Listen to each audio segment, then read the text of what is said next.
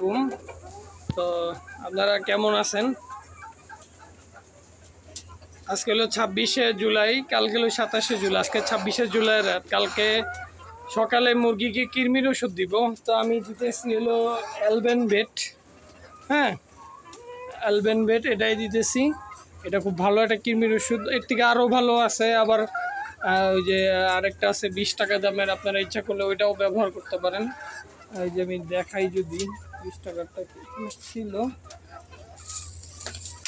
এই যে প্যারাবেট, এটাও আপনারা ইউজ করতে পারেন। 1 লিটারে 1 গ্রাম, ওইটাও একই। ওইটা 1 লিটারে 2 গ্রাম হইলে ভালো হয়। লিকুইডটা যেটা অ্যালবেনভেটটা, এটা 1 লিটারে 1 গ্রাম প্যারাবেট। তবে মজার ব্যাপার কি বা শিক্ষণীয় ব্যাপার কি, মুরগিকে একবার যদি আপনি একটা কৃমির ওষুধ দেন, চেষ্টা করবেন পরের বার হলো অন্য কৃমির ওষুধ দেওয়ার। আর কৃমির ওষুধ দেওয়ার নিয়ম হয়েছে, এখন সন্ধ্যা হয়েছে, কালকে ভোরে আমি কৃমির ওষুধটা দিব। এটা নিয়ম হয়েছে, আগের দিন রাত্রেবেলা মুরগির খাবার পানির যত পাত্র আছে আমরা সব বাইর করে রাখবো। হ্যাঁ, এখন আমি এই যে দেখেন, মুরগি সব খাবার পানির পাত্র সব বাইর করে রাখছি।